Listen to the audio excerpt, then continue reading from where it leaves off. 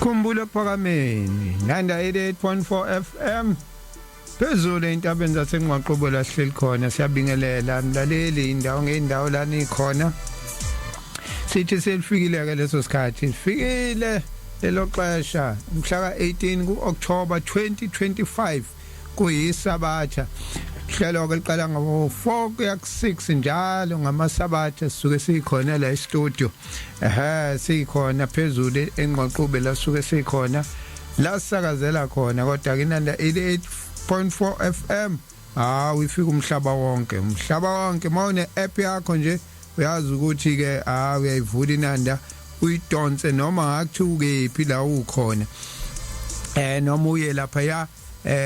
ku www.nandafm.co.za uzosithola live lapho sibuyile futhi na ku South African Radio South Africa le app neziteshini ngakhulu uzoyithola inanda FM idonsa khona futhi ungasithumela ke u0687649969 umyalezo lapho uma ufuna nawe ukudlulisa umyalezo la e-studio uzokwazi ukuthi usithole lapho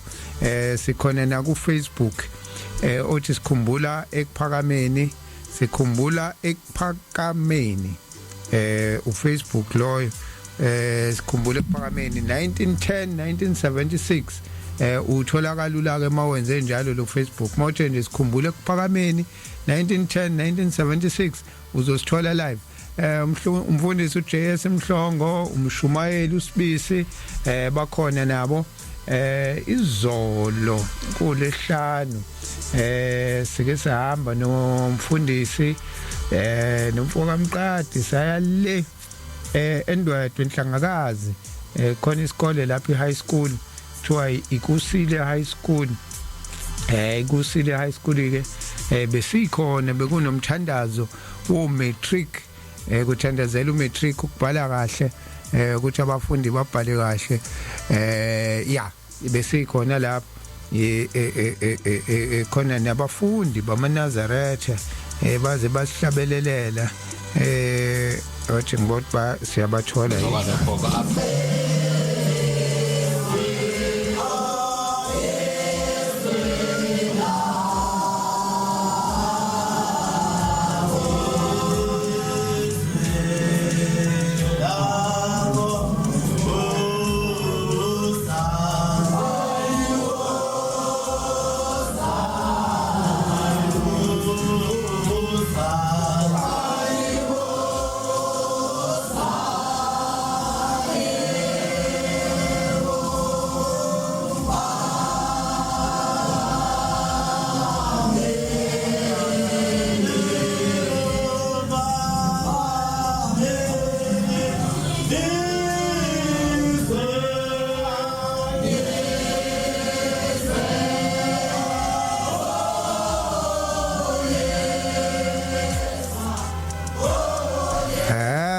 bonaka abafundi labo basendwedwe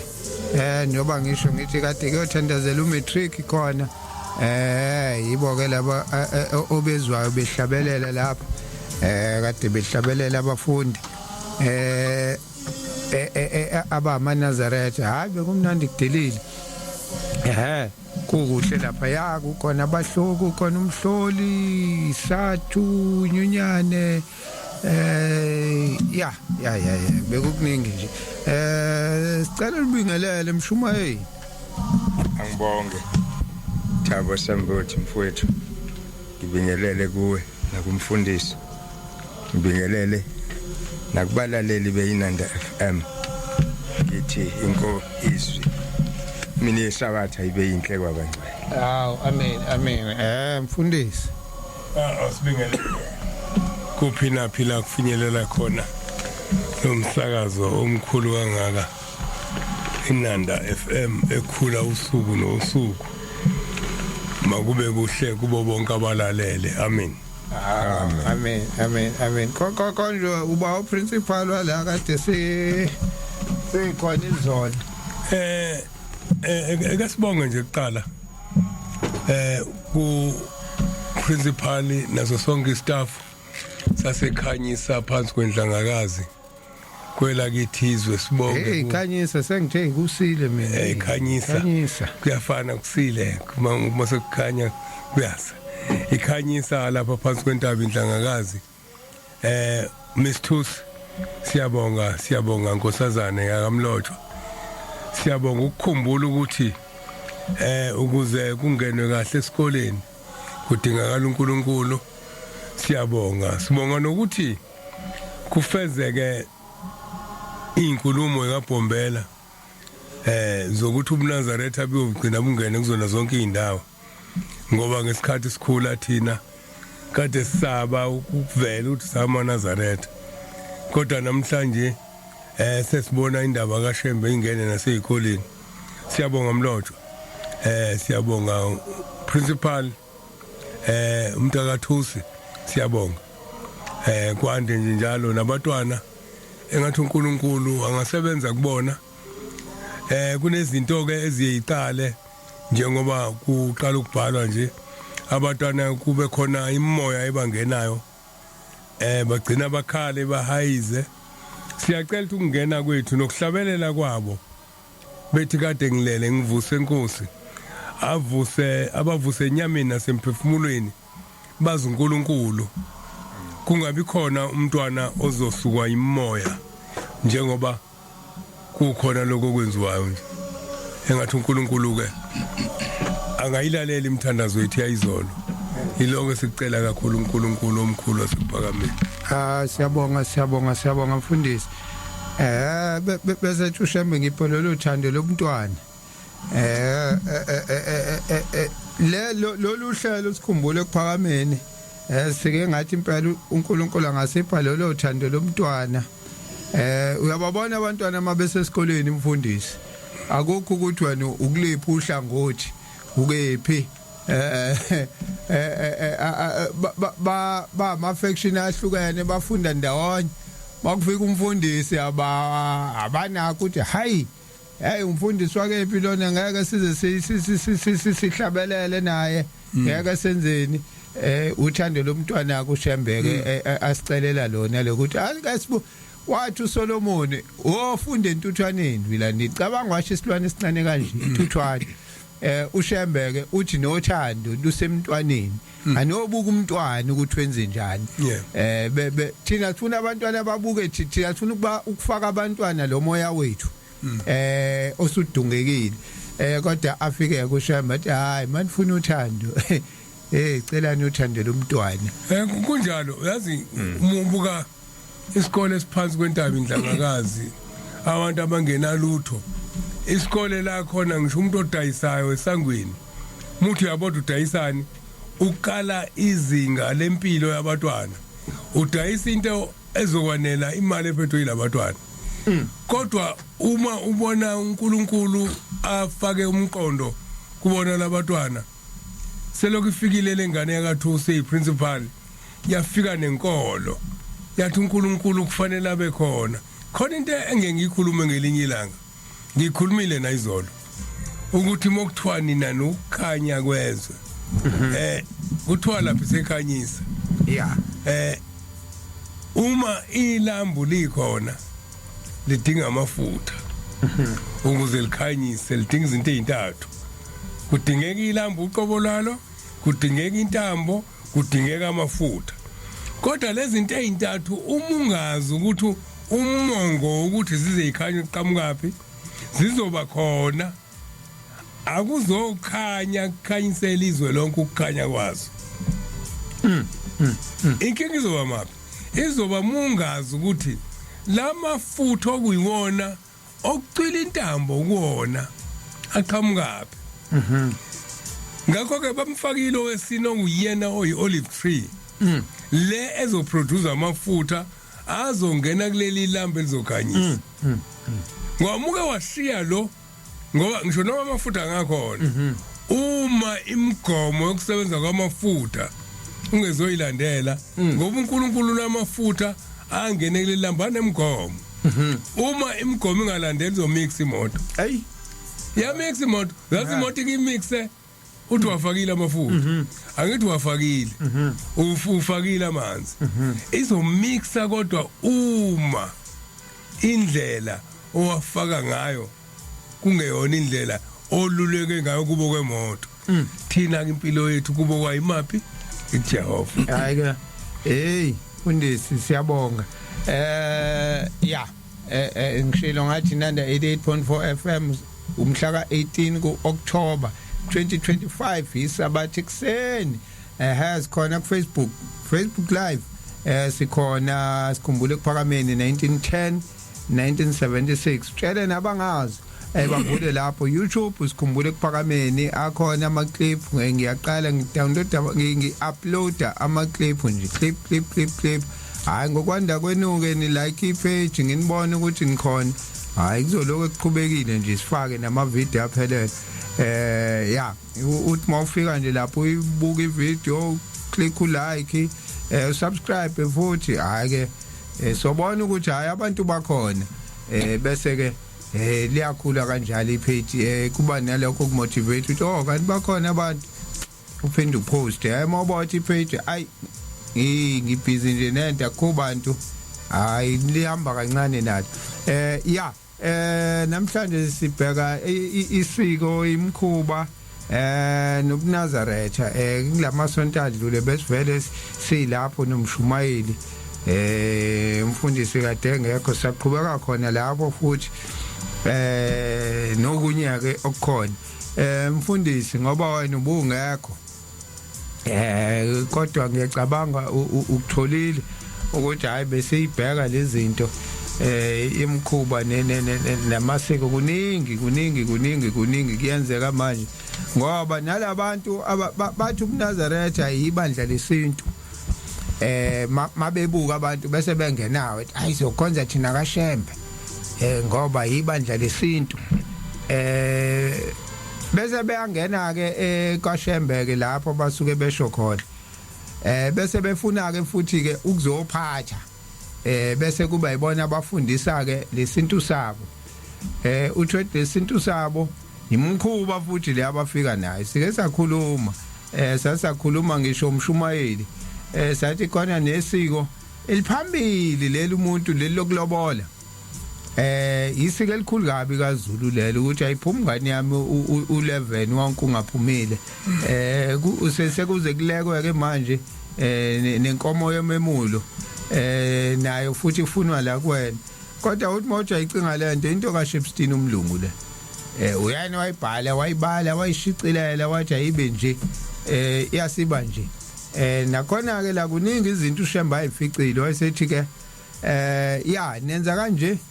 kodwa mina ngithi ke enzani kanjena ke manje ngoba nina senama Nazaretha sike sakhuluma umfundisi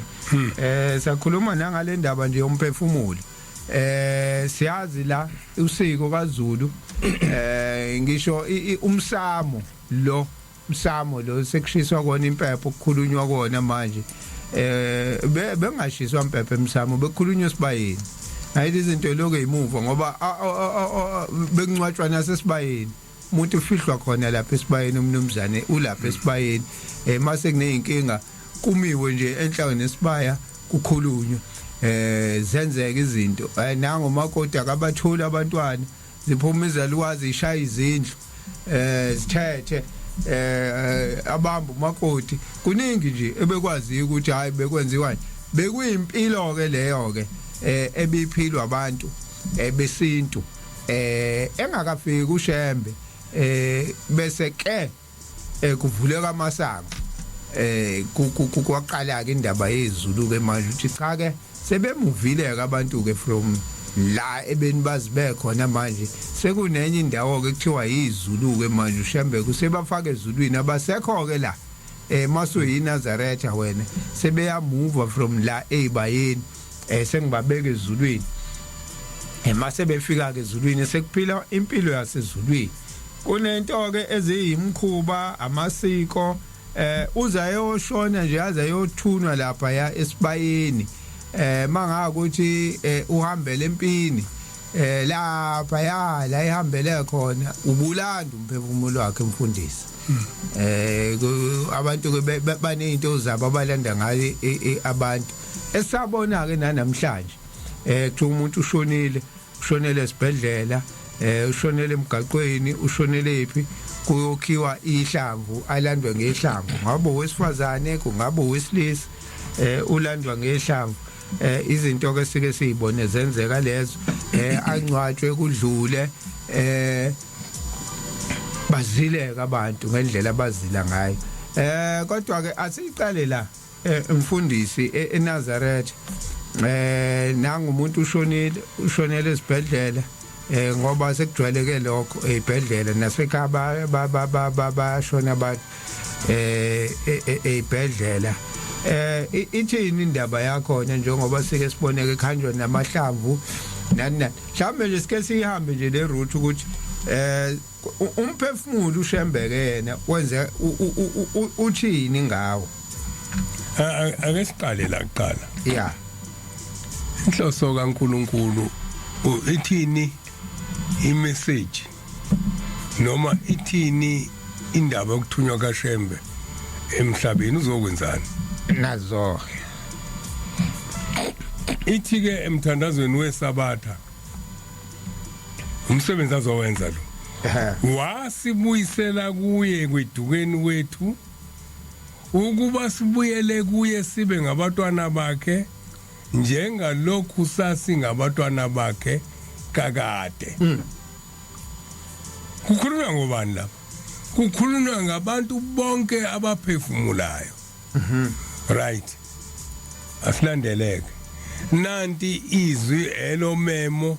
liyamema bonke abantu uma ke ekukholweni sesifaka isiko labantu kanti kuthiwa liyamema bonke abantu uma sesithi le inkolo yesintu kungabe sogcina uma kuphenduka iNdiya njengonoyinkobe sesombuzo ukuthi uqhoyisile yini umbuzo ke lo nangu noyinkobe uyaphenduka uma kushona ingane kanoyinkobe sengizothi bangifika njengomshumayeli kuukuthi shonele esibhedlela sokuzofuna ngithi akulandwe ihlamvu yini umbuzo lo khona izinto engeyona imfundiso yenkolo kaNkuluNkulu eyifika nesizwe ngasinye bese siyithatha siyenza inkolo uma kufika manje event alikhetha inkosi kufika umuntu uqhamuke eNigeria ukhetha inkosi sizombuza ukuthi uqhoyisile khona izinto ayichaze kahle uShembe uma sekume umshumayeli noma umfundisi kuya ngokuthi kuhlanganiswa hlobo luni labantu esemile phambi kwenu kwase kuvumuyise wentombazane noyise wensizwa ukuthi cha akaloke ebuza isikhathi esiningi ukuthi kulotsholweni yini ubuza ukuthi ngiqedile nivumelene kuyazivumelene ebese kulungile ke ebese uNkulunkulu akangene phakathi kwalabantu ababili kunencwadi eBhayibhelini ethi imfuyo nomuzi yifile vela kubani kuyise kodwa unkosikazi uvela kuNkulunkulu ihlukeneke lento kunabantu la ekhaya engimaziyo engikhulebe khona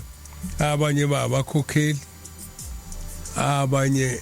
babavangeli ngeke ngisho thobani abanye bashade sengikhona yilo ngazalwa bakhona kodwa isiko lesintu lokushada lokuqhoyisa lenziwe sengimdala nje bekade bekhona babakhokheli ngoba isiko lokukholwa lenziwe kubona bahlanganiswa maningi ngababala abanye babo kodwa ngifuni ngoba phela imndeni izothi usibambala kodwa bayazi abantu ukuthi kunalolo hlobo labantu kuNkulunkulu bebeshadile ngoba kwami umgcotshwa phakathi kwabo wathi uNkulunkulu labantu siyabahlanganisa namhlanje ba unkosikazi nendoda amandla enkolo angaphezulu kwesiko ingakho ngelinye ilanga komunye umuzi bengithi ngizokhuluma nabo kade khuluma indaba yehlamvu lehlamvu kulanda umuntu wesibhedlela shonele esibhedlela umkhokheli lo muntu engikhuluma ngaye ngeke ngisho ukuthi umaphi kodwa mengakhuluma nomndeni ngiyothi abasinike ivoice note uyalandwa ke ngehlamvu afika fihlwe mase kubuya kabheka bezayo kubuye nalo ihlamvu liyiswe ekhaya akulalwanga ubuza ukuthi ngoba umthandazo wena uthele lihlamvu akuhlale kuona umphefumulo wami ubani osethe manje hlukanisani umphefumulo wami nenyama namathamba ami nabuya nako nezala ekhaya na sasuka isiduma akulalwanga bavuka ekseni balithandaza bathatha ihlamvu bahamba nalo balibuyisela la kulele khona base beyaphumula ngicabanga ukuthi ke indaba kaShemzwana kahle ucabana ke la kosiko noma komkhuba wesintu nokukholwa ke manje kuyashayisana manje ukukholwa bathe methandaza bathi uNkulunkulu wasekuphakameni ngaleli hlamvu sizolanda umphefumulo wakhe lase liyanqotshwa isiko yayisiyanqotshwa isihlahla wese uthatha uNkulunkulu wavuma wathi ngoba sengicelile kumina sengiyawuthatha lo mphefumulo ngugibela saphi kuleli hlamvu mase nifika lapha anisathandaza ukuthi yehla ke kuleli hlamvu manje namathele emzimbeni wakho senithi hayi sokuqediwe sokuhanjwa nalo kanti lo beloko eliphethe ubekhuluma ukuthi uphethe umphefumulo altshela sequmfula kusho njalo phela ngokwesiko uma sekuyela nalekhaya akasathi bathi hayi asifuni ukumshiya la ukuze mase simenzela umsebenzi wokumkhumbula simenzele esendlini usehlukeneke ithi indaba kaShembe u3 days lokuthiwa usuku lesithathu kusuke kubalwa indawo ezintathu ezisetshenzelwayo okuyizona ezikhipha ijudgment ukuthi wena uyaya ekhaya noma uyi usuku lokuqala ila kusuke kuvotwa khona lo 3 days kusuke ku3 days wokuvota ukuthi kukufanele yini ukufika ekhaya wena the first day kubukwa abantu abakhona abakuphelezele ngosuku lomngcwabo ukuthi bathini khona umuntu ogcwala itende lithi nswi phezulu abanye bazobuka ukuthi lo muntu obehlupha kanje uhambile ngempela yini emhlabeni akubona bonke abantu abakuphelezelayo abazokhala abanye bathi hawu hey ngikhum babuka amasikazi obashiye nawo ngenye indlela ngesikhathi bela bazovota kwesikhathi bakhala bathi hawu indlala izosibulala usehambile lapho ke ngesikhathi bekhala laba bakhala uNkulunkulu uyabala lo muntu lo buhambe nje bebekhala abantu kufakwa bavotela wena laba abakhalayo kodwa mukhona abahlekayo bavota against wena bathi lo muntu kumfanele ukuye kulahlweni futhi lokuqala lo ebesethi uNkulunkulu awusebenzile emhlabeni bakhala abantu ngawe abantu bajabula ukuthi uhambile ngobuhlupho kuyamakwa manje then the second day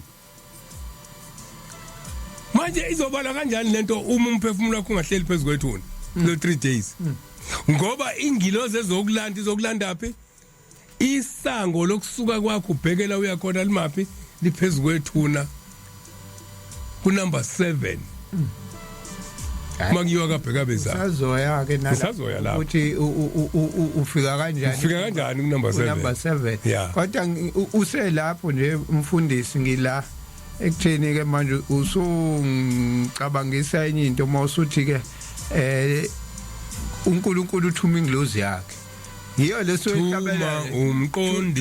umqondisi wakho akhanyise indlela manje lo mqondisi ke manje masefika umqondisi ethi uyangithatha ngishonisa le bese kuthiwa mina ngiyathathwa ngehlamvu ngishoniswe ekhaya sekuphambene sithi seluleko lo mqondisi ngokomthetho wokukholwa akufanele umuntu kuze kuphela izinsuku engaphezulu kweintathu engabuyiselwanga ingakho lawa amanye amabandla agcina umthetho nendaba kaNkuluNkulu umuntu ehamba manje angazakhathala umqondisi elindele umphefumulo angazakhathala 24 hours usehambile umuntu akulindwi ihlobo hayi zikhona zikho zizokwenzani angithi ke lolu suku lokuqala ke lapho usuku lesibili ke sokuyovulwa endaweni ezimbili kukhushukelwa phezulu sokuyovulwa endaweni yokulahlwa mangaka abantu abalahliwe ngenxa yemfundiso zakho imfundiso zakho iziphi khona abantu ababaleke esontweni ngokuthi wena njalo mefika ngesabatha kodwa ke nawe wazwangcola umNazaretha wakho lo muntu azagcina ngoba imali yokuthenga insipho akunayo ngiyawasha kodwa manje angikwazi waze wangageza ke ngesabatha lo muntu lokho ecabanga ukuthi esontweni khona sona senzile umfice ebhema muni kwinkonzo nje suhlala phezulu kwakhe lo muntu uyathi njobe ebhema nje uyathandaza uNkulunkulu isona sesingibambile lesukubhema uyafika wena ubhizi khona ababhema ukhwayi khona abaphuza utshwala bamana awuyi kuyena uzoshumayela ngaye kanti incwadi kaHezekiel 33 verse 8 ithi uma ngithi komubi umuntu omubi uzawubhubha kodwa wena lo mubi ungamtsheli ukuthi uzawubhubha lo mubi uzawubhubha ngobubi bakhe kodwa igazi lakhe ngiyakulibiza esandleni sakho Hezekiel 33 verse 8 lo uselapho nje mfundisi ungikhumbuza indaba yensizwa ekhona la eNanda eyake yangitshela ke ukuyeka kwayo nje ukusonta ithi ayithethisela ukuthi igqoka ijini esontweni yazi yabona ukuthi ayiyeke ukusonta ingabisaya ngoba manje inenkinga ifika ithethisa ukuthi ayiqoqa ijini uyinhlanhluzo uthi ke lo muntu yazi mina uNazaretha ngibithole ejele mase ngiphuma ngajabula ke manje sengijahe nje kuye ethempelini nje mangifika akanalutho nje bephuma into anayo uyamazi umuntu ophuma ejele ephuma engenalutho akasenazo nezingubo kade aboshwe into anayo ile jini yakhe le ekwathi yona yanconywanconywana ufaka yona ke maya esabatheni uyafika lapha esabatheni ufika utshela ukuthi ayigqoka ijinda kodwa akabuza ukuthi awunkosana ibhluku elimnyama unalo hayi anginalo hayi bese bayasilandela istory sakhe bese ngiyamnikeza elinye lamabhluku ami ngoba nginawo amabhluku awu3 awu4 hayi okuzamela mangibona ukuthi mina ngimkhulu mncane yena noma mngakanani simhlanganisele siyinhlanhluzo athola ibhluku athola ishirt sifaneni sonke hayi uthi ngilongibalese ngabona ukuthi kushuthi nginesono ngale ndaba lethina ngivele ngihlale ekhaya uyabona ukuthi kusetshenzwe ejele kwakhiwa lo muntu mayifika kulabantu ayitshela ukuthi yena abantu ke la ngaphandle usejahile ukuyobona amaNazaretha ngaphandle ngoba lento ayithola ejele wahlale wabuka nje engayinaki lento usejahe kabi ukuthi mayifika ngaphandle hey labantu ke uzushembe ejele uyafika bamkhahlela ngaphandle bamkhahlelela ijini usenzamile ishethi unalo ijini ke manje usazohlanganisa ke azathole imali ethenga ibhuku elimnyama ngesikhathi ithabe ehlanganisa omubi uyakhalta ungalahlekelwa nangu umuntu esezuzwe uNkulunkulu ngesikhathi ehlehle ngasekho phakathi kwabangcwele uthi omubi lalela wena uyabona kwakungcono ngesikhathi uyiloko yana lokho okwakufaka ejele buyela kukona uma lolu suku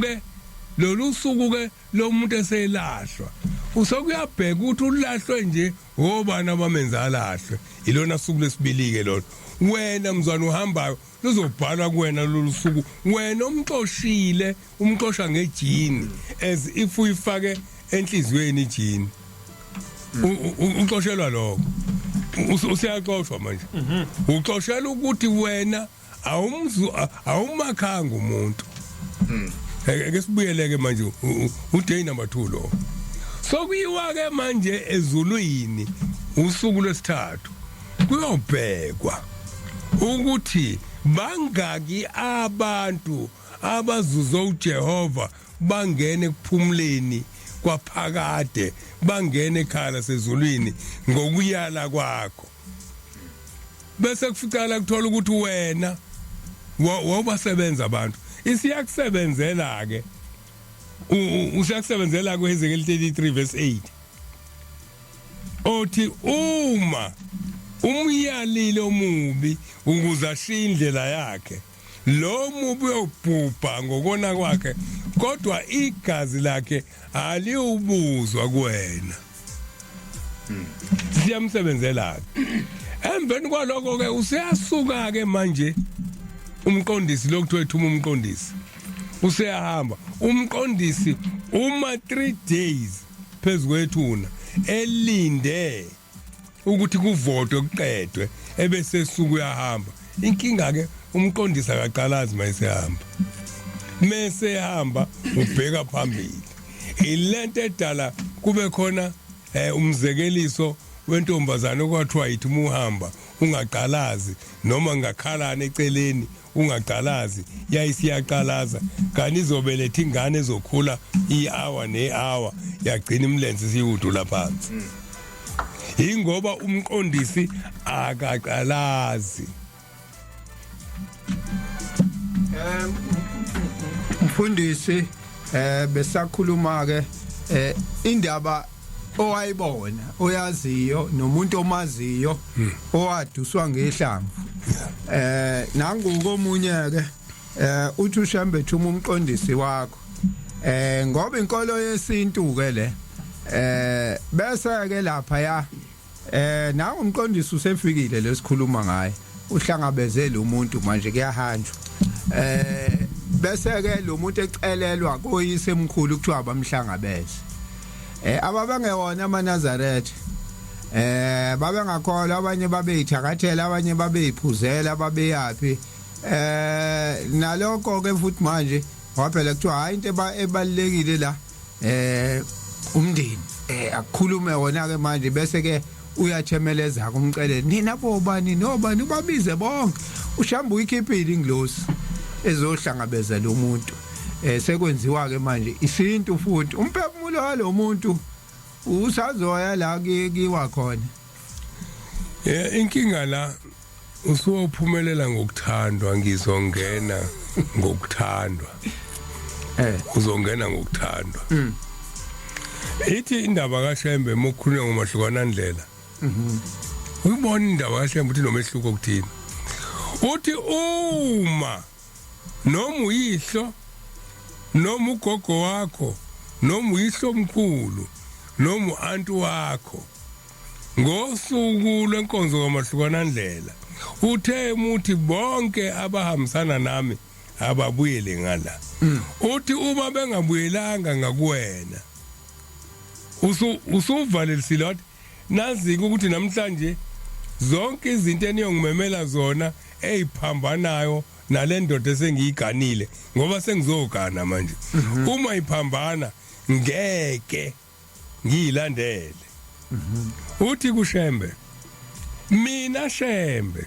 ngiyokhipha ingilozi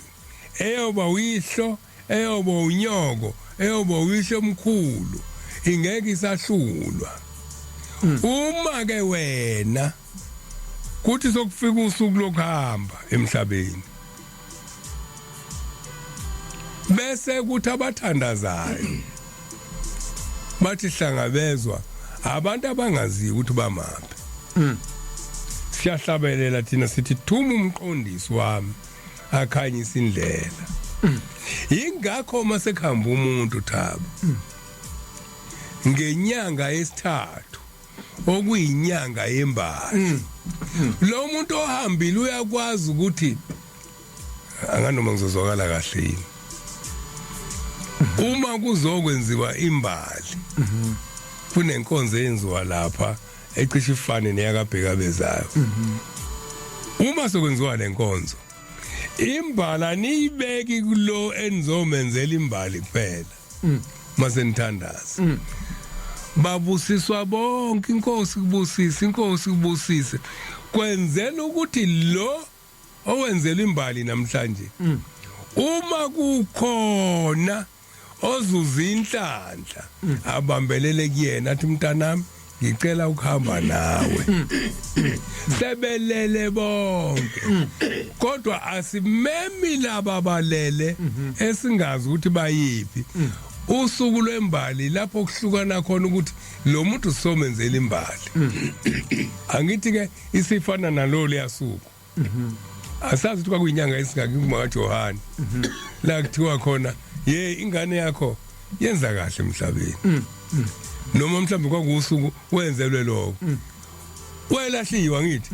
melahliwe uma senyakaza babambelela abanye kuyena ba nangosuku kelwembali abantu malenziwa usuku lembali njoba bebusiswa bonke bakhona abantu abazuzayo ngalo abalele naye ngosuku lembali babambelele bakhuphukele enkosini manje umthandazo wethu mesithi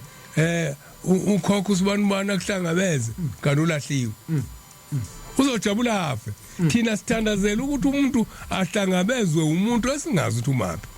kanti uShembe uthi kunomqondisi okhanyisa indlela asihlale kuloko ake ngiphinde ngiluleke kulento kunabantu abakhulele ekuphakameni mahlasi uyabazi kunabantu abakhulele ekuphakameni khona into esiyiphikayo besiye sithathwe eBhovungana uyahambile insimbi khona into ebiyenziwe amashesha ngeni kanye nabafana bo kwakujwayele ukuthi kwenziwe lokho uma siyokwenza umthandazo edokodweni ethile eBhovungana uzongivumela noma ungiphikise kukhona lo siya lapha ke ngenzela ukuthi bazi abantu ukuthi khona isikhathi la khona ekhunjulwa umuntu olele mefika umkhokheli uLinethi okhokhele thina owephatha uqalo kuzokwenziwa ngenzela ukuthi bazi abantu ukuthi asisho la ukuthi alikho isiko lokukhumbula eNasarethini kodwa sithi kunemgomo yakhona ephambanayo nemgomo yakini kaMhlongo ewukholwa masifika lapho uzothi umkhokheli akukho ntshebe khona lapha manje esisha umthetho esibuthi uzokosiwa nini kubizwa izingane eqala othi mefika umkhokheli siyahlabelela ke ilizwi lenkosi asijwayele ukuhlabela ilizwi lenkosi selifikile phezulu kwethu kwakuyilona gama esasijwayele ukuhlabelela masiceda lapho saqala uthi mkhokheli nize ngani webantwana sisho sonke size ngedili kwakuthiwa idili elani elabantwana bazokhumbula uNtombela esibalamile lokhuzeni ensimbini elabantwana abanjani abangasekho inkosi babusise kusho umkhokheli bese sisho yena sithi amen la mubheka lento eyenziwa la ngenzela ukuthi bayiqonde lento uthi khona ayikho indlu kaMkhulu isedokodweni ayikho indlu kaGogo isedokodweni isedokodweni la kwenziwe la kuleli sike ngikhuluma ngalo lokuthi siyabakhumbula ayikho lento ekhulunywa abanye ukuthi abakhunjulwa bayakhunjulwa kodwa isiko lokukhumbula lobuNazaretha linomehluko kunesiko la kaMhlongo lesintu ngoba lenkolo akuyona inkolo yesintu inkolo kaNkuluNkulu thina asinayo icode esisebenzisayo sixhume ngoba sinani sinoNkulunkulu oxhumene nawo bese ke yenziwa ke lento kuzoqala kuphume nje isithebe esodliwa izingane zodwa qala abafana ngala amantombazane ngala abacoshi futhi uyasukuma omunye uhambe abakhangeza badle moqedwa lapho sekuyabongwa isiko lala ikhaya lokukhumbula kubona bonke likaNkulunkulu hayi labantu kubona bonke labantu angikhumbule edokodweni ngizwa kuthiwa impepha ayikho ayishisiwe kodwa isiko belikhona kodwa asisayishisi impepha eke silaleleke why impepha singasayishisi ingoba kwakuthenjelwe kwintuthu ekhuphuka iye phezulu namhlanje thina intuthu esinayo igama lika Shembe ongcwele iyona ntuthu impepho sokukhuluma kwethu ngoba sesihlanjululiwe njengoba sesihlanjululiwe nje umthandazo usuphelele sesimbethe ingubo engcwele othi mawukhuluma ibe intuthu ngoba intuthu le ekhuphukayo ithi incazelo yayo makhulunywa ngempepho kuthiwa yini impepho le uma imanzi izinto lezo zasenyameni uma imanzi ayizovutha kanjalo ke ikhomba ukuthi ngokwesintu uma nawe ungcolile uthandaza awuzokwazi ukuthi intuthu okumthandazo wakho uphumelele phezulu izocisha manje na ke thina sesenziwe sayimpepho inkulumo esikhulumayo isenziwe yayintuthu ekhuphukela kuNkulunkulu ezulwini imthandazo yethu ngesikhathi uNkulunkulu singakamazi besishisa impepho bokuzwakala ngoba besingakamazi kodwa manje thina qobo lethu ilento ke efana nokuthi ke leyo umsamo mokuthu ungcolile akekho umuntu okumbona efika nensipho egeza lapha emsamo kodwa kuyaye kuthiwe akuhlambulula abantu bahlambulula inhliziyo zabo impepho emanzi ke le umsamo impepho emanzi sokuthelelwana amanzi impepho emanzi ke yini ke wena nokungcola kwakho uNkulunkulu ngeke kuze lento ikhona nanga uJesu lapha ya ethi kulona othethelela hamba qala uyolokhuza umfweni mandunikele nasemndenini kwekuthiwa aqale kuthelelwana amanzi ngaphambi kokuthi kwenziwe lo msebenzi ukuze ungonakali ikona ke kugezwa komsamo ke lokho hayi ukuthi sokufika indoda isizochela lapha isicela igceke lonke igceke alinankinga umsamo inhliziyo zethu umfundisi usuyichazile khona indaba yavela ngibalekela ke manje kodwa ngiyathanda ukukhuluma kukhulunywa kube kufundwa incwadi le kaJuda Juda 19 le kaJuda 19 ngoba ikhuluma lento oyithinta ekuqaleni bengaqondile yona manje kodwa khona into esifika ngibaleka kodwa sengiyala kuJuda 9 ngoba ukhuluma indaba yokuthi njengoba umuntu usike simduse simbizele abantu ababengakholwa sithi bona abazomhlangabeza uMose kwake kwamehlela yiyo le ndaba esiyitholela lapha kuJuda 9 ebangwa yingilosi uNkulunkulu waze wathuma uMikhayeli kwawuyena uMikhayeli ufika exabanisa eyilungisa indaba kaMose ngiyakule oyishoyo yokuthi sesiyongena ngokuthandwa ngoba zaseyihluleka lezi ezinye kwabona athi hey akuphuma uMikhayeli nazi lezi ziyahluleka manje engasetha njengoba usho ukuthi uyajabula uma esebona njengalensizwe kade ngikhuluma ngayo ephuma ejele hawo avela ngene kuyena umshumayeli mengahlambulukile enhlizweni yakhe ukuthi mkhiphe lo umuntu wami lo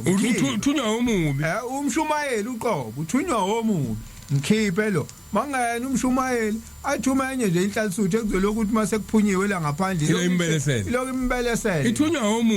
omubi ukuthi hayi ayibe busy incwadi kaJuda 9 ipage elilodwa incwadi kaJuda inkinga iyaphuza ukutholakala ngoba ipage elilodwa uyabona Thabo ngiyabona u5 usushayile vele engathi asiphumule uthi khona indaba la yenkosi ilanga siqaphele la ikhuluma khona ngumfundisi umkhwebana noMadlala singayikhohlwa leyo nto izithi inkosi noma benezona kodwa uma kukhulunywa ngabantu laba abashaya insimbi uthi noma benezono noma bebancane anobabeka ngoba kukho la bayokhumbula khona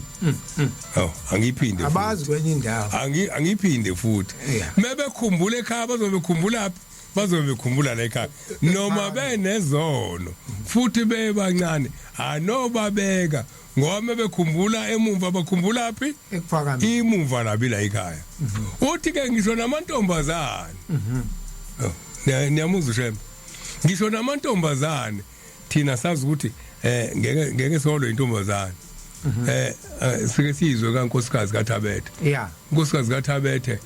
uma uThabethe sehambile emhlabeni uThabethe uhamba udlisiwe ngesikhathi sezimdlisile le insizwe zamdlisayo uThabethe seyishaya uvalo seyabaleka zonke zithi yofuna umsebenzi eThekwini inkosi iyayifunda lento labantu sebebulela uThabethe sebefuna umsebenzi eThekwini sokusala insizwe ezintathu kwasala insizwe ezintathu la kugcwele iTemple lithe kwasala insizwe ezintathu la ephumuleni eyisele zasala zayibamba kuthi nazo la insizwe ezintathu eyisele zithi ayi mhlawumbe ngasekwenzeke ngoba sihambile umfundisi kube kwethina inkosi sithuma umngoma ngathi umngoma uhamba nobani ngathi kwakhona nonene ethuma bona ethambani nifike nitshele labafana ukuthi ngeke ngibeke ngisho noyedwa kubona unkosikazi kaThabethe uzoba umfundisi ofana nse noThabethe uThabethe uyena umfundisi kuphela owegqoka umthiva onomehluko ebese faka nelokhuza nesembatho emahlombe ahlala esihlalweni njengenkosi babehlala bobabili nenkosi esihlalweni umfundisi okwathi mase eshonile emhlabeni kuthiwe Thabethe anomakhelindlu njengobaba omkhulu wafihlwa phakathi endlini ngisho ukuthi ke uma esehambile uyababona ubaba uthi laba banomoya uyakwenza yena usebe kunkosikazi kaThabethe noma esehambile kuThabethe lo nkosikazi uthi inkosi mayifikile uMasibanyoni ayiqedanga indaba yakhe hayi ayiqedanga ngasiyanini kuyena uthi ngisho noma esehambile uThabethe kwakuye ukuthi makufika inkosi ilanga afika unkosikazi ahlale esihlalweni nenkosi ihlale esihlalweni ndawonye manje na ke ibhekeke lento yokuthi isiko lesintu uma uthi umuntu akahlangabezwe ngoba naku uzalwa yibona bayamazi uNkulunkulu uNkulunkulu usithumela ingilozi ezosihlangabeza ebizwa ngegama lokuthi umqondisi umthandazo wethu manje usuthi ahlangabezwe oyise emkhulu umthandazo uyalinqoba isiko uselapho umshumayeli seyitholile le kaJuda 19 ngiyiswile nje ngiyibukile nje ngalendlela engiyibuke ngayo ngayizwa kwangenelisa njengomfundisi enkulu ithi lencwadi kepha uMikhayeli ingilosi enkulu lapho ephikisana noSathane ekhulumisana naye ngesidumo sikaMose akabanga nasibindi sokuletha ukwahlulela kokuhlambalaza kodwa wathi inkosi mayikujezise kepha lapha le ndaba le inkosi ilanga ichaza kahle yes ngoba kangayazi nami le ndaba kodwa ngayizwa ukuthi ikhulunywa inkosi ilanga futhi angayifunda lencwadi imina abese ngihlanganela nalencwadi athi awu nayi lento eyayikhulunywa inkosi langa ngoba ithi inkosi nala ayichaziwe le ndaba mawuyifunda la kodwa ithi inkosi uMose ngesikhathi esethuli kwafika ingilosi zahlangana kanye ingilosi zomubi nezasezulwini zathi ezasezulwini zithatha uMose zathi zomubi cha anikwazi ukumthatha owethu lo hayi zathi hayi usithunywa sikaNkuluNkulu lesi wada kade ahlubuka niyakhumbula mhla uNkulunkulu ethi akashaya itshe kanye sase thina simnyenyezela sathi thina angashayi ekanye itshe wayithi uNkulunkulu akalithinte itshe kuphuma amanzi sathi nakashaya itshe washaya uMose itshe futhi walalela thina uthi ke uMose waba owethu ngalelo langa ngoba walalela thina ngakho ke siyamthatha uhamba ngiyakulento yakho mfundisi kaDuyisho uthi ke kube la kulezi insuku sekuyamakwa abathi mubi akusuku levoti lo abathi mubi abathi muhle ithi inkosi ke kwasekulapho ke manje seyikhipha amama ke kaNkuluNkulu zithi cha washaya kodwa manje nakho waqhubeka la wakwenza kaNkuluNkulu bathi lapha -3 ngoba ngelinye ilanga wasilalela ngelinye ilanga wenza ukuthi ke kuyaphikiswana la until ke kuze kuphume uMikhayeli lapho uMikhayeli lapha ithi ke inkosi wafica zisabanga kanjalo ingilosi uMikhayeli wafike wamthatha wase ekhombitshe ngomunye uthi lavuleka itshe uthi wasesithatha isidumbu uthi wasesijikjela uthi safike sangena etsheni savaleka walikhomba itshe khona la walikhomba enhlangakazi walikhomba ukuthi likephi lelo litshe ngoba lentshumayelo kuthiwa wayikhuluma phezulu kwentaba impela uthi la selivaleka itshe ithi ke inkosi ke maNazaretha njengoba sila sisethuneni likaMose ukube intuthwane zasidla isidumbu sikaMose uNazaretha babungeke kuphinde evuke ithi kodwa isidumbu sikaMose savalele etsheni njengoba kuthiwa akaziyo ukuthi uMose washonaphi bengidlula ke nami lapha ngifuna ukuze ngone ilokhuza kodwa ingoba lencwadi kaJuda 9 mawuzovela uyifunde izokulahla kodwa wafika umnikazi wayo wafika wayichaza ukuthi kwakubangwa isidumbu sikaMose asiyazi thina ukuthi isidumbu sikaMose sake sasabangwa until uShemba afika ichaza ukuthi kwakwenze njani la kule ncwadi yilento kaDuyisho ke mfundisi yokumaka Thabo angedwa kodwa khona ngifuna ukukhusho la kokugcina ngaze kube ngathi ngedwa uyabona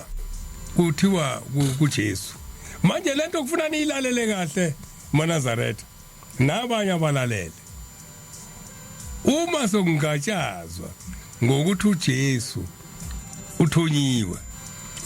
uJesu inayenza uzobona uthonyiwe wachaza incwadi eIsaya khona incwadi eyimfihlo wachaza yona kwase kuthiwa noShembe akekho umfundisi omunye oke wachaza indaba kaMose yayisincika kule ncwadi kaJuda uShembe wayevele ezulwini inshallah Mshumayeli ngathi awukho khona umfundisi ngiyabona ubesahamba la owahamba khona nawe kade ngagcina lamasabatha adlule hayi kunjalo khona cha siyabonga mfundisi kukho konke okushilo kodwa ngiyathanda ukuthi umuntu adlule la kuzo zonke lezi zinto soyishilo ake ngiqale ngempepho namasiko lawo esikhuluma ngawo ngiyathanda mfundisi ukuthi noma sewushilo ukuthi impepho yethu asiyisebenzisi ikhona impepho singasho ukuthi asiyisebenzisi ngoba sokunemikhuba eminingi abantu abayenzile empephweni ngakho ngeke sasisiza kangako kodwa la nje ku teenage yena ngiqale lapha iyashiswa impepho ngoba akwenziwe umkhubo omubi wesintu sabantu bese kuzoba iphezulu kwentaba yenhlangano yonke imbali esiyisho esiyithathayo ngoba isuke ihlambulukile inomkhuba wakhona iyashiswa bese kuba impepho leyo igama lethi impepho ilo lihlanganisa imimoya emibili ayichitha emihle lihlangabeza ngiyayithanda le oyisho umshumayeli igama ngoba lisho ukuphepha nansi into impepho ngoba isuke isiphephile uyabona manje ke lokho kuphepha imikhuba yethu iyakuvala ukuphepha bese iba nemikhuba impepho ekwashisa impepho njawo abantu bakini usobaxoshile ngoba isiyenzelwe imikhuba emibi kule mpepho kuyona lento base kuthi hayi ke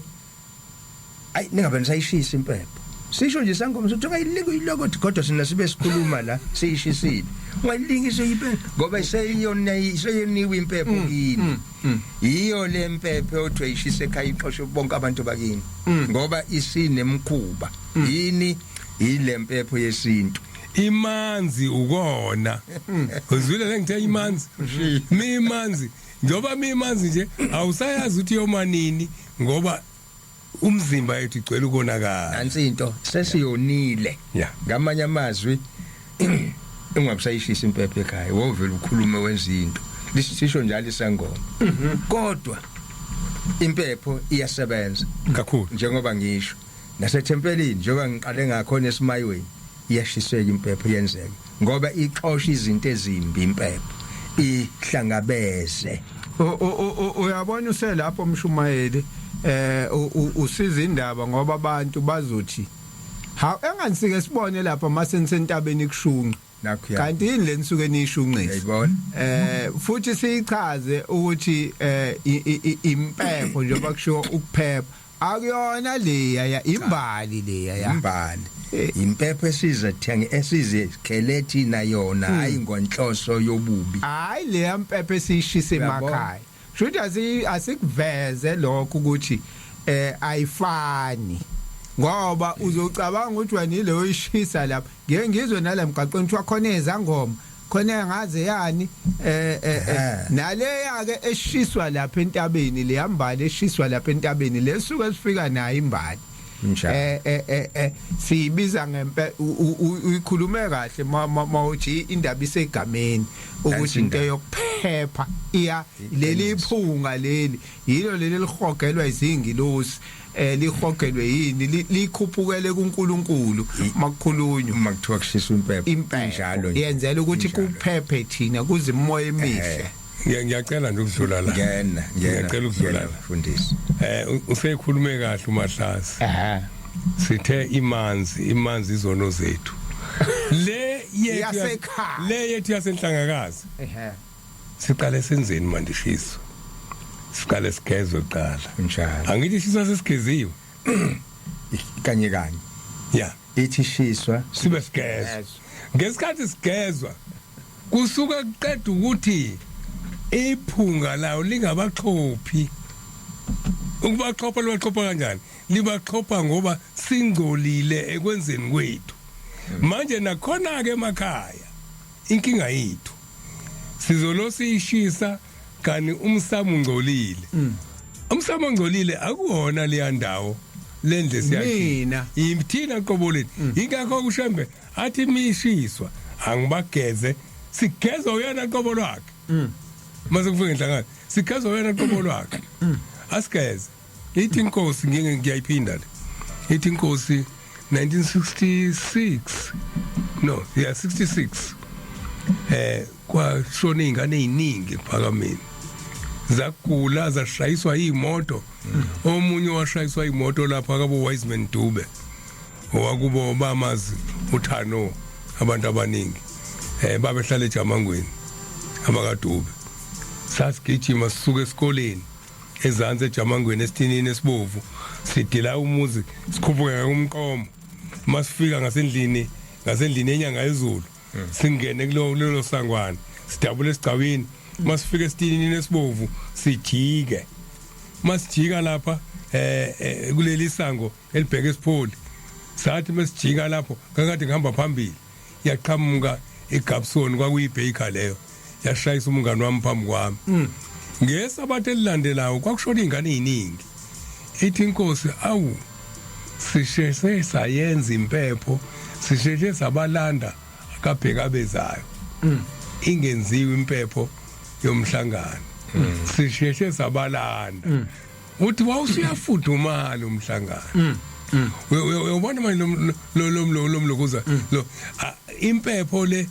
iyona ebizosiphephisa ukuthi noma abantu bona manje abantu banezinto zabo abazenzile mase kulando labo akabheka bezayo bafika awuyona lo bafaka umkhuhlane awuyona lo bafaka umkhuhlane yamshaya phambi kwami amasayini nje lokushayiseka kweingane khona into engalunganga khona into engenziwanga kahle kulandwa lapha kodwa impepho yayingenziwe ngaleso sikhathi balanda 1966 ngithande leli nje umshumayela lishoyo ukuthi indaba isegameni lapha ya ukuthi fanele ul understand ukuthi makukhulunywa ngempepho kukhulunywa ngani isuka ishiselwani iyenzelani ngoba phela kusuke kuthiwa nazi inkomo zempepho enzela ukuphepha kunjalo ngoba nalaba abathi ayingabe senziwa lamabandla amanye athi ngabisenziwa simangaliswa ngobona bephethe ishumbu ngentambo beshisa impepho kodwa kuthi ungabusayishisa naba bayishisa bona bathi kodwa ingabusayishisa manje nake inkinga yinye ile yokuthi abachazeliwe kanti lapha njenganomsebenzi ade ngenza ukuthi kwakuvele kuhlatshwe inhlanhla yayikhona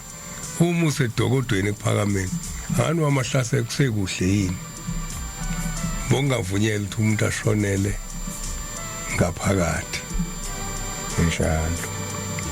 namhlanje ngazi sengizothi ushonile umuntu ehlala ekuphakameni abantu bokuthi mase kufika isikhathi sokuthi ahambe emhlabeni athathwe ayohlalisa estation namhlanje abantu sebeshonile emadokodweni sebeshonela khona ingaphakathi lapha khona ingaphakathi akekho umuntu obokufanele ashonele esipholi akekho umuntu obokufanele ashonele ekamu ngoba ikamu ngaphakathi uma ungena ekamu ukhipha icathulo yonke le ndawo uthi uma ungena kuyona ukhipha icathulo thuyi ingaphakathi lapho bongavunyiwe ukuthi umuntu mase egula kakhulu ahlale khona bokufuna thathwe aye station ahamba ayonakelelwa khona uloke ebuzwa njalo usubabonile kodwa bahlangabezi hlayisuthi uyayibona ukuthi insizwa ka23 hayi abakini cha uyayibona yini insizwa ka23 abangabuzi ukuthi khona uyabona ugogo bakho uyibonile yini insizwa ka23 uyawubona ni25 uyawubona ni14 usezothi omunye nguboni bese kuthiwa ibhuku lakho njani nayite bebuza ibhuku lakho njani bese kuyabhekwa komuntu hawu lo muntu useba nje ukuthi ibhuku lakhe ngithi kwenze kanjalo kumbuyazi uMaganda khona inyanga eyayishoda sokufanele ahambe kuthiwa akhuluma nezingane zakhe athi hey sengibanjwe into eyodwa bizani insizwa ibhuku lami kunenyanga eshodayo kwakhona leyo nyanga kwakhokhelwa leyo nyanga kwesiyahamba wesiyathutha kwaba nenhlahla enkulu yana mshumayi hayi sikuwena ngoba manje uyacacisa la uyacacisa ngolunye usuku kwakhona umdletshe ikhehla la eThembalimbe liye emhlanganweni angazi noma wawuse entambanana la kuthiwa khona kwadeda ngazuma kuthiwa kwadeda noma kuthiwa yini ungena umhlangano nje uthi insuku zathi zisihlanu umhlangano ungena kwashidokodo phuthunywa leli dokodo nalidokodo lisha kwenzenjani ngiya kuleya kamfundisi ngifakazela umfundisi la ekutheni kulinyalelwa ukuthi impepha yenziwanga ngena umhlangano totela ngene bonke umuntu khona noJawu umnyanyiwe kodwa impepho ayangabisanako manje uthi ke kushidokodo la ngenhlahla umdletshe uyedwa edokodweni waphuma wabaleka abuya kwazi ukucinywa edokodo uma sekuyabikwa enkosini inyanga yezulu ithi impepha yesiyenzanga usho uNkulunkulu wathatha umphefumulo sezenzela yena impepha kwaphuthunywa kwangalanjiweke njenganamhlanje ngathi kwaphuthunywa masinya nayinkomo yempepha ukuze umhlangano uphephe indaba le njengoba umfundisi kedethu uyaluleka enganakiwe sinaka thina inyama yokudla nje sidle mhlawumbe umfanti kudliwe inhloso ingabi khona la ukuthi hayibo akube sekuyidini nje sithathe ngamabhakede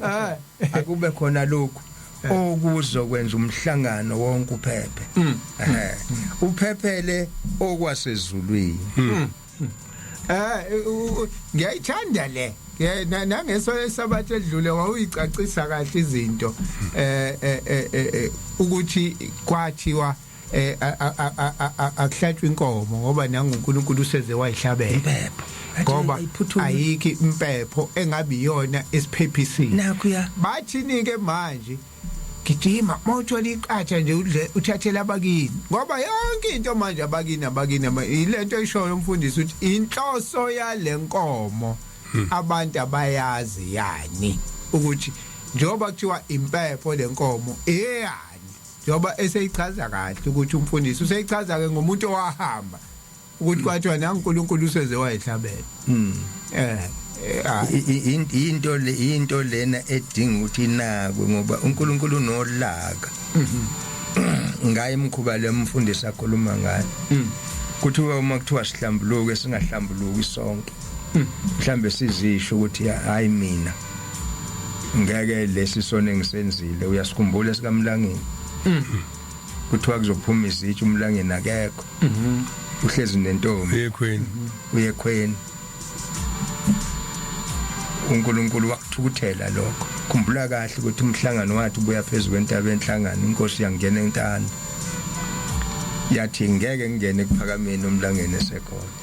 wathi inhlayisuthi gijimani nimkhiphe nimbe nenhlabathi yedokodo lakhe niyichithe ngaphandle osephakameni wathi uPasaliya lapha wathi cha ningayichitheli ngoba lo muntu wayisaba noPasaliya ningayichitheli la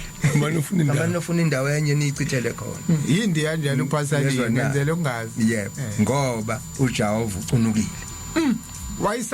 uPasaliya wayisaba lenhlabathi wathi ngeke kwenzeke sengisho ukuthi uNkulunkulu uyacunuka acunuka ikakhulu masitshelwa singezwa nalomkhuhlane esikhuluma ngawo uqhamuke lo mkhuhlane esikhuluma uqhamuke kungafanele uqhamuke ngenxa yokungalaleli kwethu lezi inhliziyo umfundisi akhuluma ngazo ukuthi ezinye zezinto kazisenzeki zibe impumelelo ngenxa yokuthi inhliziyo zethu azivumi yikho lokho uJehova ekhuluma njalo ngiyancenga siyancengwa njalo kungenke inhliziyo zethu nje kungenke inhliziyo zethu kuthiwa ingangesibhakela kodwa yenze ukhulu umsebenzi elikhoni uyabona ke mayekathi umfundisi sihleli nengcwele usuke esholo kona lokho ukuthi usuke uzoayina ke manje izinto ngoba kunje ebandleni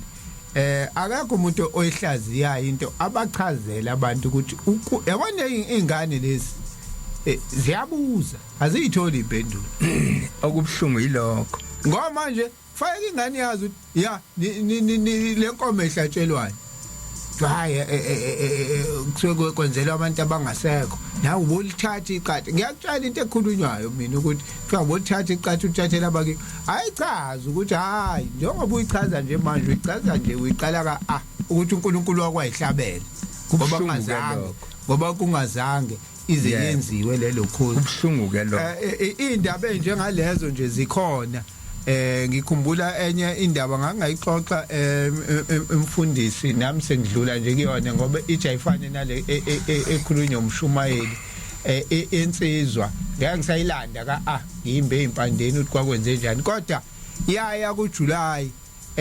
yabuye ekhaya mhlambe kwayisonto yase yashona kwase kuyanukwana ke la kusho ukuthi bamdlisile edokodweni kwenzekeni ha umuntu angathi ebuye emhlanganweni nje ayilungile futhi lensizwe ayilunge kakhulu kodwa nje yabuye emhlanganweni angani noma yabusa uvaliwe noma ungakavali umhlangano kodwa yahlala emhlanganweni yaseyagoduka hayi kwanukwana ke manje ayu umuntu akabane elunge kanje kwase kuba yilamama kumfundisi ade ekhulunywa ngakho kodwa nje bonke abantu bengasiboni isono kulensizwe ukuthi awu umuntu akabani sebengaze bambulale kodwa yabuya ngephupho ibuya kwenye inkosana ababehamba nayo 23 ithi cha ngiyanizwa niyanukana lapho nithi cha akekho ongibulele mina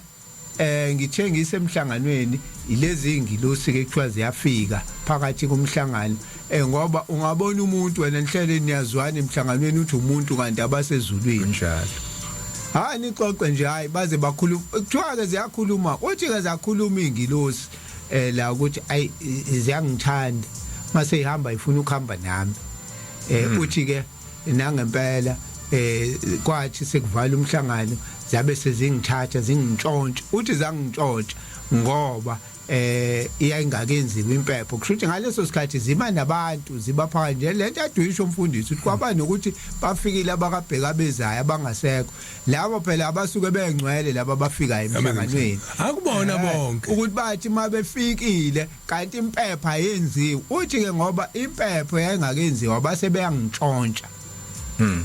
uthi bahamba nami kanjalo ke ngakho ngithe mangifike ekhaya kwase kufake ngigoduke kwakhona into ekushuthi emgodukisayo nje fast mayifike ekhaya nje hayi wavela wagula mhlawumbe umuntu ozazofika ekhaya bese ngizobuyela sengiyovala emhlanganeni hawa vele wagula wahamba kwathi ubula uthi cha akekho ngibula ngintshontshiwe mina ngintshontshiwe yingilosi kodwa nginenkinga eyodwa la njengoba ungibona ngize kwena ngicela uhambe uyonginikelele enkosini ingihlambulule kuthiwa mina angazokwazi ukuhlanganela nabangcwele ngoba nginenhlamba hawu cha ke inhlamba uthuka inhlamba wena isikwazi ulunge kanje cha angaze ngithuke inhlamba mina lapha emsebenzini la ngisebenza khona sisebenza nesquad manje ayazi indaba yasema change room nje kuyathukwane kukhulunywa inhlamba nje kanti nesaka shosholoza kunjalo uthi la kuthiwa inhlambi la endlebeni zami bathe mabemcheck ezulwini kwatholakala inhlambi endlebeni lento ke kuthiwa ungabuki noma yini ungahambulalela noma yini ngoba lezi zinto ziyangcwele uthi nje kubanjwe inhlamba bangase nje mntakamkhulu ufike ungihlambulukele ukuthi uzongihlambulukela inhlamba le kumina hayi mina ngizongena ezulwini kuthiwa isona sithulakalanga kubeni kodwa elami belilodwa ke ilele kaDulisha umshumayeli lokuthi kwenzeka ngempela uNkulunkulu kwagcina eseyihlabela lento nezingilosi futhi ziyakwazi ukumntshontsha umuntu impepho mayinga isuka yenzelwa siyala empepheni nje ukuthi eyokusiphephisa kwaphela ake size la ku2 Samuel khona into eshiwo abantu mebehlabile inyama isemqoka mokuhlatshiwe into esemqoka mokuhlatshiwe umphefumulo wesilwane osukuya uNkulunkulu iyacacisa ke la incwadi kaSamuel 2 ubonakala kwamadodana kaEli amadodana kaEli angithi kwakuyiwona ayinhloko yemndeni kusho ukuthi ayabalevi mengicabanga kwakufanele uma sekuthandazwa Nkosi njengoba isilwane siyesibusiswe njalo kusho ukuthi abantu ababebusisa isilwane la kulento kwakobani amadodana kaEli kuthiwa ke kuona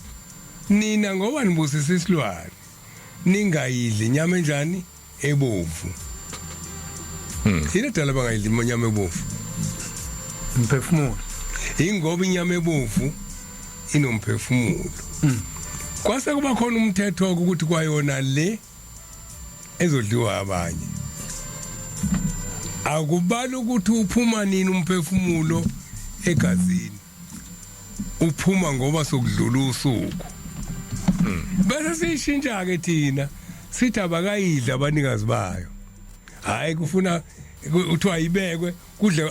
nakona lokho ibekelwa ukuthi kwenzeke njani kungena usuku lwakusasa uma imphefumulo ushona namhlanje uyahlala kulolu suku ingakho kuye ukuthi masisemlindelweni bese kuthiwa ngo12 sokuhlukana usuku asithandaza umthandazo wa12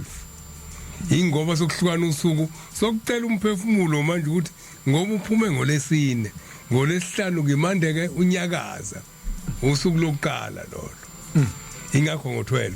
kuthiwa ke kulaba nina aniyidli icala labo kwabo ukuthi bagcina ukuthi esiyimele phela abantu badla inyama yokosiwa siyazi thina bayosa abantu cishe ukuthi mnandi inyama ekade eyosiwe bebelulekiwe bona ukuthi abothi uma kwenziwa umsebenzi bangakhethi into abayithandayo yini nto bangakhethi into abayithandayo ngoba bekhetha abakuthandayo lo msebenzi owenziwa ngithi bona abanikwa amandla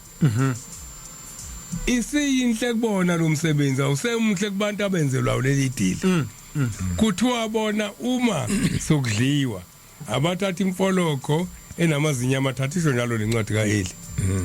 ithi abathatha imfoloko bakwaze uma kuphuma unguquza ethambo abakhotha elona uma ethi uyahlaba kuphuma indlebe akadle yona indlebe uma ethi uyahlaba kwaphuma imhlathi akadle yona imhlathi lokho nje yazi ithi lokho ekunyusile imfoloko ikona ukudla into edala kube khona lo mthetho ingoba labantu akufunakali banikwa amandla okuthandaza akufunakali kube khona into ebulala lento abazoyenza ngoba uma ilento ke sishoyo ukuthi silibhasope ukubuyisela ihlamvu mali khona lingcono lingekho ngoba ngesikhathi sithandaza thina sinamandla ukuthi siyacela ukuthi unamathele la mase sibuyelana lemumva manje asashonga ukuthi sibuyelana lemumva ihlamvu aliseyilutho manje sibuyelana lemumva sithi thina senzela ukuthi mase simkhumbula singalokhu simlanda angithi la uzoyanini ekhaya ilento ke le ekade uqale ngayo umfundisi kaMahlukana indlela mongazange ube khona kucaciswa ngoba kufika nozana wona amaNazaretha eluthi cha thina senza kanje la ekhaya bese kwenzeka izinto ezifana nalezo ngoba sekukhona abanye abantu nabashumani nabafundisi nani nibona ihlahla phela base betibona ikamhlongo hlahla manje hayi la ekhaya ke senza nje nawe masubona ukuthi abala ekhaya laba bamaNazaretha bayahlehla sebededela labo uzothini wena umfundisi kunjalo kunjalo ngoba umthetho wala kithi usho njalo ukuthi makuhamba umuntu thina makholwa sibambisana nomndeni senze sihlanganyele nomndeni kube khona ukuthi ke okashemba umthetho 1 2 3 asinakuweka ingakho imndeni kufanele izwane okholwakho okhona awazisa umndeni ukuthi la ke kweka shembe inqubo inje kungabi ihlazo ukuthi uma njengoba esho uThabo sokufika umndeni uthi cha ngeke afihlwe lo muntu ake ngikhulume nje njengokwenzekakho manje okwakwenzeka kudala ukuthi umuntu ufihlwe ekseni noma fihlwe kushoneni kwelanga lokho kungasenzeki angazi ukuthi kwenziwa yini akwenzeki kodwa sokuvukile manje kuvuka futhi bese kuthiwa awungeke kulunge ekseni ngoba umfundisi umhlolo umhlongo noma ikhansela lizobe lingekho lingakafiki sengathi kuzobe kuthi uma kufihla umuntu kufihlelwa abantu ngiyabona ngisho abantu abangakholwa beyenza impela lento umthetho njengoba uthi nje iyabuya ngempela umthetho wakhona kwakunjalo isidumbu asibukwa ilanga manje nathi nasifuna lokho umhlaba wonke ufuna lokho yikho lokhu athi uBhombela wasibuyisela kuye kuba sibuyele sibe ngabantwana bakhe kakade njengoba sasivele kwangangcwatshwe mina kwangangcwatshwe yikho lokhu encwadini uJesu uma esehambile emhlabeni ithi incwadi kwathi uma ekushoneni kwelanga kwabonakala ukuthi ngeke phela isidumo senkosi silale emthini kodwa waye wafihlwa etsheni elaselilungisiwe ebusuku kushoneni kwelanga nokuvuka kwakhe wavuka ekseni kakhulu ekseni ngalanga lingakaphumi yonke lento asiyinakile asiyinakile uyafika kuShembe uyasibuyisela ke kuleyo nto ngithi ke la ke uma umndeni uthi cha uyofihla ngo2 emini thina singamaNazaretha noma eyumNazaretha ngoba asinawo thina amandla emndenini ya siyahoxa ekutheni simfihle ngo3 njengoba umndeni ufisa kodwa umndeni wona uzoba nelungelo lokumfihla ngo3 thina sinalo ilungelo lokumfihla ngo3 ngoba uShembe uthe ekseni noma ntambama kushona ilanga lingakaphumi ilanga noma selishonile ilanga uyabona lezi zinto ezimbili uma siphambana nalezi isidumbu nje asibukwa yilanga nansi into number 1 yeah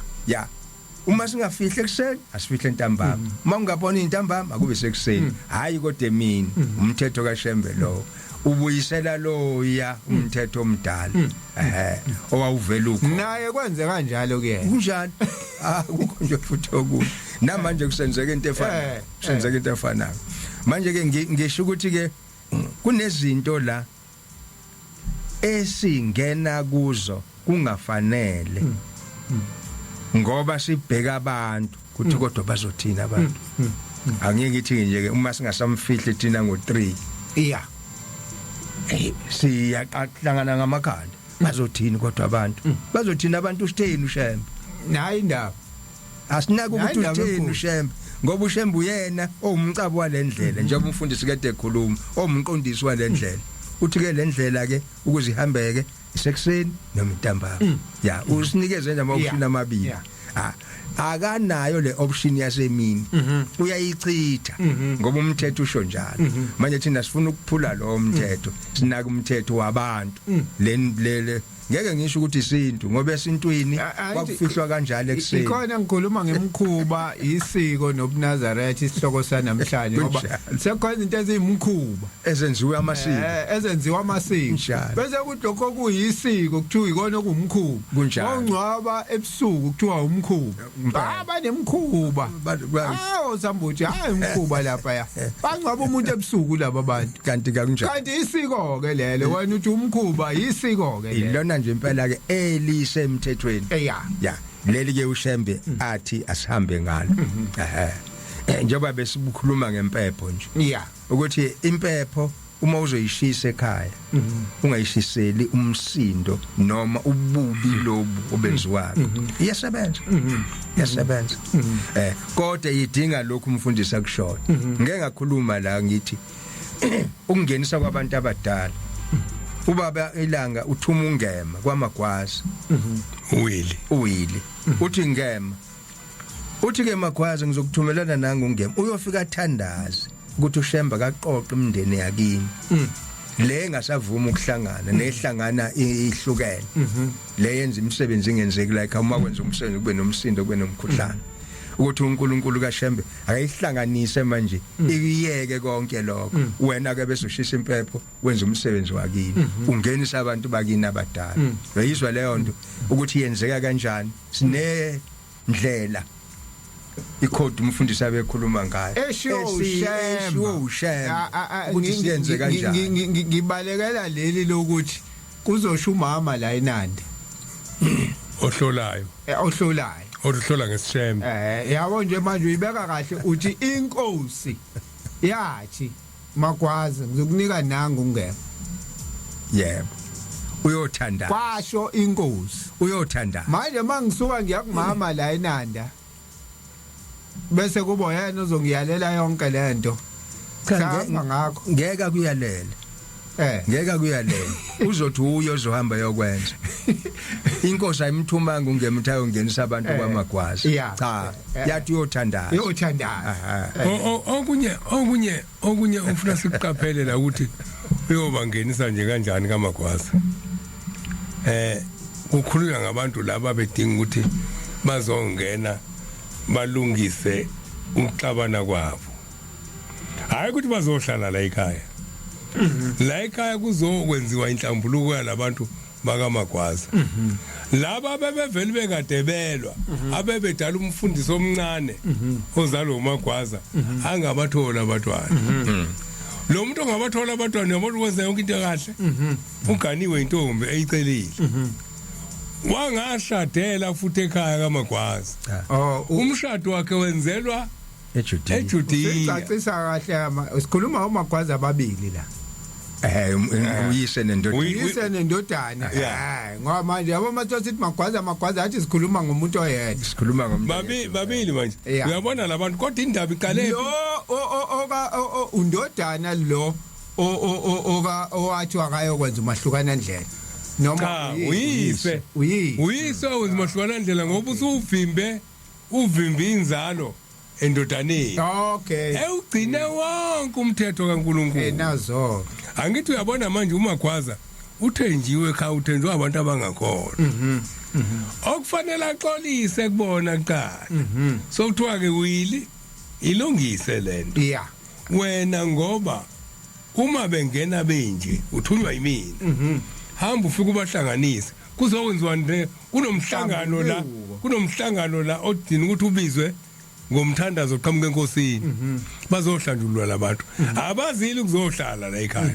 kuzothi ke mase behlanjuliwe bazotshela ukuthi lalelani nina msana ukulwa lenganeni singenile sikumina ukuba umagwaza ayikhetha inkosi yasekuphakameni wengezolithola leli thuba lokuthi atshele lalela wena kuxatshenwe la kunabantu abangangenile abantu usungaphakathi wena uzohleli kahle thina sihleli kabi lalela ke sifuna ukuzovuma kwakuusuku lokuzovuma mase bevumile sebededela zonke izinto ngoba umagwaza baloku benamathele kuyena kusho ukuthi le ngilo zathu shembu uzoyikhipha kunengilo zathu uzoyikhipha uma usonza inkonzo yamahlukana ndlela athi yobo uyihlo omkhulu ibo ugogo wakho ayikho kumagwaza uthi ke manje mande asingalwi nabo asibabuyise sibancenga ukuthi bazwane sibancenga ngani ngomthandazo akuzili uzonza umuntu ozohlola othwasini uthi ngokucabanga kwami ke ongayivumi lento uyaxoshwa uvalelwa ngaphandle akancenga ngoba phela ngiyakuleka amahlukana ndlela uthi ushembe mina ngiyakunika inglosi makukhona ogolozayo makhona ogolozayo uthi mina ngiyokunika inglosi ezoba uyihlo ibe unyoko mabengamsani nalokho kushuthi nakulabo abantu abangekho uma kukhona okuyena ngempela ngoba phela manje ubhongoza ngoba phela akabatholi abantwana indaba ikubona yibo laba abanza lento kushuthi mayigoloza ukuthamba out ngibona la ngiyaphithizela ku Facebook ngicela ukudlula khona ngoba kuzokonakala ake ngiqale la kungaze kufana ngiyabona 10 to manje sek10 to manje bakuhlongwane Newland East ukhona uthi mina sabathe ayibenhle kwabangcwele nangumama Mahlambisa ake sizuthini umama Mahlambisa amemba ukuthi bami ngibingelela lonke ibandla ekhaya elikhona ngaphakathi abaphathi bonke abafethu abakhona ngaphakathi ngiyababingelela sibonga umusa nje kaJehova sesavuka salibona usuku la abaholi bamayicanjana ezwa nikhuluma ngempepho impepho ihlukene kaningi ngoba khona ishe amawele futhi impepho ngisho kwakhona la emsamo ayishitho nokubani futhi ungahlambulukile nje unhliziyo ibophile awuyishise impepho ungabe unenhliziyo ebophile nami ngithanda ukujikijele nje akubo mosabe baholi nihamba kahle mase nihamba wahlamisa umntwana uhleli nani baholi usigwaca kule emakhaya emapheteni ukhalile nayizola athi ayidonsi inanda lapha nalehle likhona kodwa nje hayi ngiyazi ngabe ukhona nawe ubhuti usigwaca akubo mosa amen usu reportiwe ake sigwaca hayi na usubaliwe ake sizwe naye voice note ukhabazela. Amen baba mfundisi nakuwena baba umshumayeli nawe baba mfundisi support ngithi baba ngikoze uba ohlelele lumnandi angaka mbani sebeyasidida uma bekhuluma into eningi bathi abantu kukhona ukufuna kwakho izizwe eningi ekhaya ngoba ukhokho ngekahlale nezingane umkhulu ngahlale nezingane ukuthi kanti umthetho wasefamily uthini njengesideleko wakho izizwe eningi ngoba abakwazi ukuhlala ngokuhlukana. Ngicela ukubuza uba uthini umthetho wasefamily lonto uthini uyayivuma into eshiwa ngoba umshumeli zomze shumela ngayonto ethi yakhanye zilekhaya zibe ningi akunendle yodwa ekhaya. Ngicela ukubuza uba umthetho wasefamily una uthini. Amen. Hey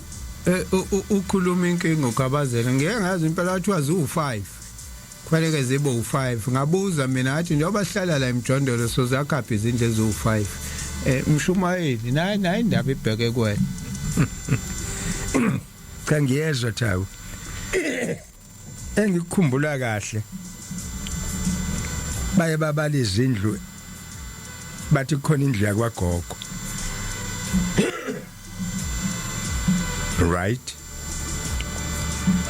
indlu esemqoka la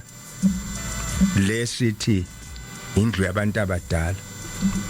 okuba iqhugwana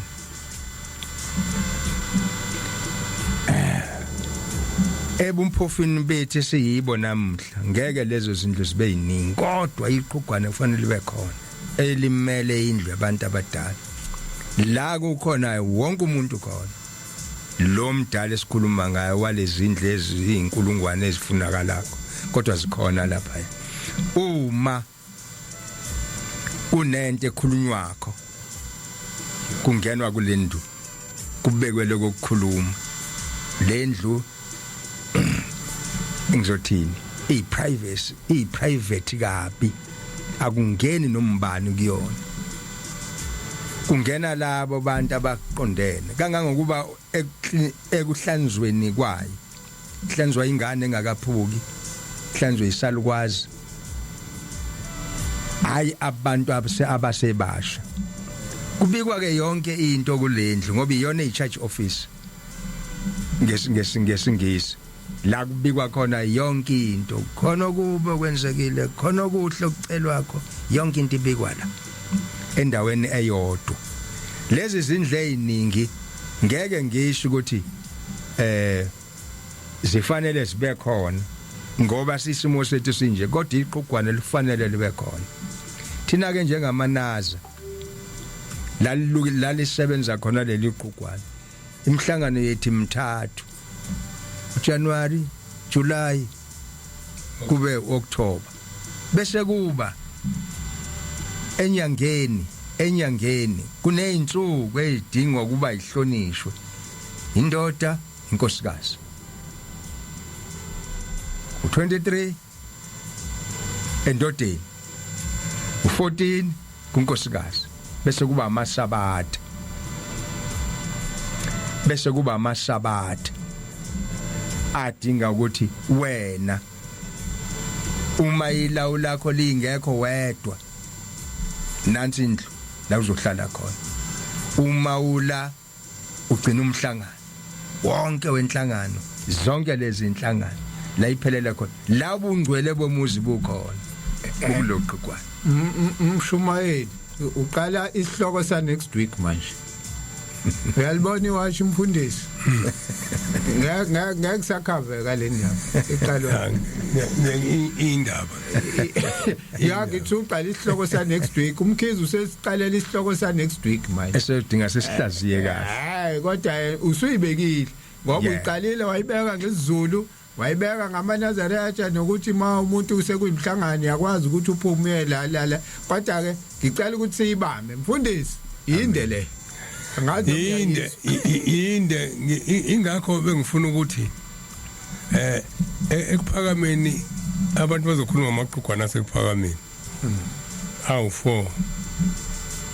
bese bekhohle ukuthi aqale ngo1973 akhiwe ngo-1973 angikhohlwa akhiwe ngo-1973 umuntu uba nedokodo ekuphakameni lawa ayidokodo lasekuphakameni lomzi wasemphefumulweni awalona idokodo lasekhaya awawona lawo okuhlatshwayo kuthiwa kuhlatshelwa kuwona ayido lezalwazi ayikhala ngokuthi thina sihlale eBhekuzulu asihlale ejabulweni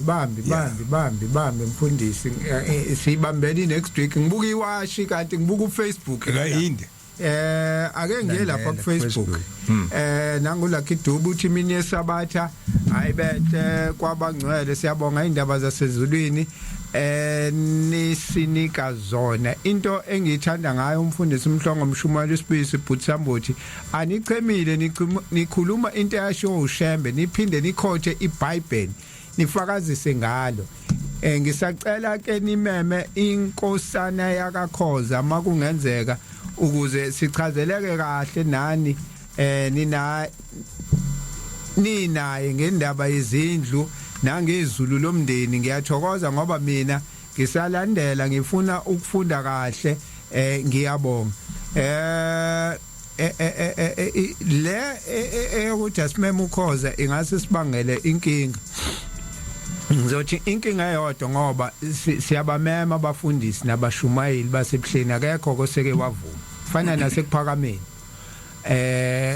angazi nje ukuthi inkosana yakakhoza uthi njoba bengavumi phezulu kuzokwenzakalani masimema yena uyokwazi ukuthi avume kodwa siyakuzwa Lucky Dube Ntando Mthembu amen bangcwele ngicela ukubuza uShembe wafundisa wathini ngokuzivikela ekhaya uma bekuthakatha or befake izilwane ekhaya ukubethela cha ngenxa yesikhathi angidlule izophendulwa kodwa ake ngidlule imini yesabatha ibenhle kwabangcwele ngivule umsakazo indaba isiphakathi ngicela ukubuza ukuthi uma uLinazaretha uvumelekile yini ukushisa impepho ngiyabonga isichaziwe le Siphamandla Mapalala imini yesabatha ibenhle kwabangcwele asibuyele kuloko kubethela ke ngithe izophendulwa le kulo kubethela ukholiwe ungakholiwe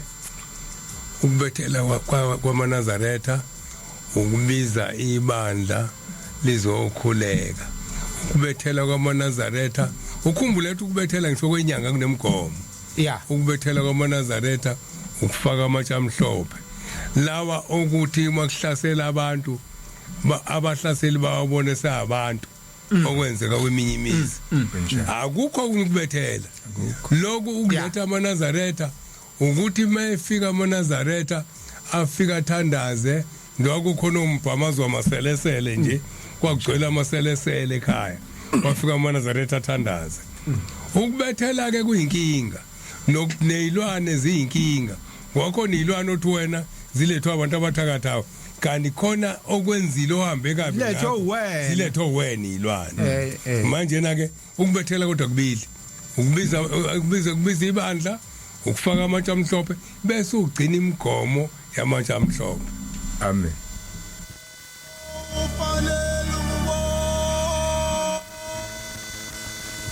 hayi senizwele ngicela sivalelise nange uSpay Clive Mseshi sivukile sinani bashumayeli sengifisa nangelinye ilanga nisidlalele nezintsha izingoma zamaNazaretha sisalinde abashumayeli ekhayeni lemfundiso ngicabanga ukuthi usho kanjalo cela sivalelise sibonge Thabo mfowethu sibonge la kumfundisi sibonge nakubalaleli beNanda FM siyathokoza uma kukhona abakuzwakho nabathanda ukuba kuhlaziyeke kangconywana ngoba sikhuluma indaba la athi uShembe azenzeke asiziphikise ikhona noma ezazi ikhona kodwa sithi uShembe wathini uma inkosi ivuma nakwelizayo isabatha siyophinde sihlangane mfundisi sibonge ukwanda kwezwi lenkosi yasekuphakameni Khanyisa Secondary School siyabonga abantu ababo uNkulunkulu wasekuphakameni abenani niphase nonke niphinde 100%. Amen. Nkosi mayivuma kusasa ngikhona 9 to 12 Dimbane Ndlovukazi uMapuli. Nkosi nibusise. Hallelujah.